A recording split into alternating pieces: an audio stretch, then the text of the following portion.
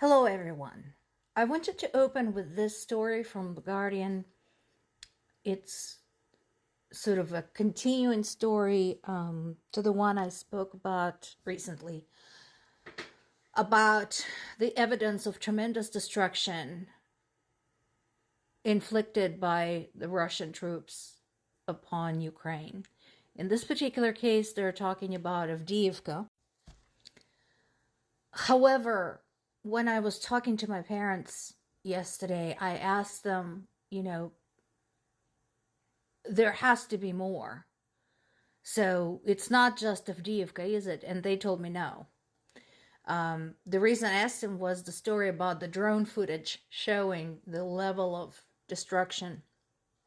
And they said basically any area that either has been occupied and then liberated or is still occupied by Russians has been reduced to rubble.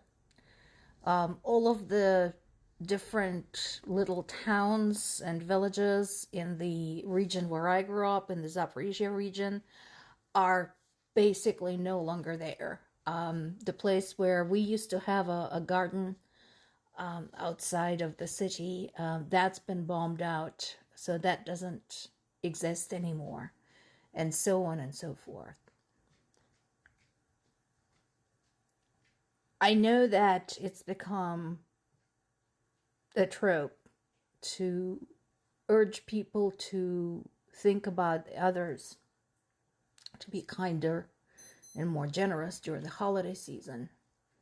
And I'm going to exploit that trope by saying, imagine millions of people in Ukraine today whose homes no longer exist, whose neighbors are dead, who can only hope to survive from day to day to day to day, like my parents and many others. I mean, when you wonder, why should we support Ukraine in its struggle? Think of those people. EU did manage to pass something. Unfortunately, it's not the aid package for Ukraine, but they did pass another sanctions package against Russia. That is unlikely to do anything. Sanctions don't seem to have any impact. Meanwhile, Putin is meeting with his buddy in China. And again, as I mentioned before, we're already starting to see the impact of insufficient foreign aid, because from moving forward, we are now in a defensive position, trying to hold on to the land that we have hard won from Russia over the last 2 years. Now, this was an interesting piece talking about what they called hidden diplomacy. I'm not sure how I feel about it. Basically, the article talks about trying to do things behind the scenes. So trying to somehow reason with the Russian government, including Russia's foreign minister, Sergei Lavrov, and so on and so forth. And here's the reason I'm skeptical about it. First of all, they're discussing the future of Ukraine without the participation of Ukraine. And that's not okay. All right. Second, we have already established that making any deals with Russia is just completely futile. It makes no sense. They're not going to keep their word. They're going to lie to get what they want and then continue to do whatever they want.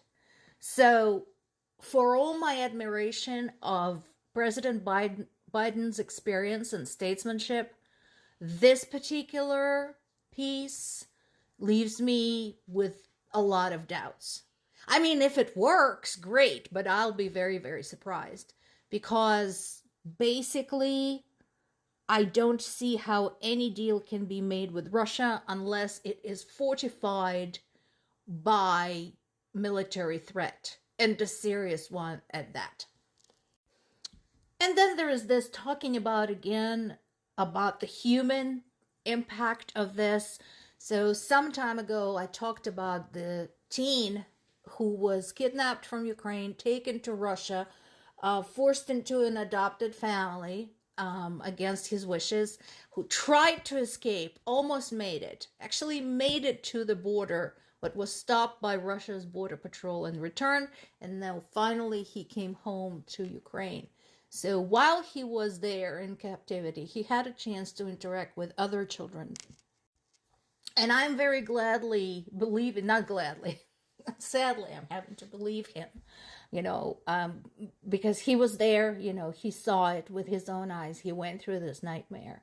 Basically, he's saying that the children that he talked to, having been in Russia at this point for months, some of them over a year, feel abandoned.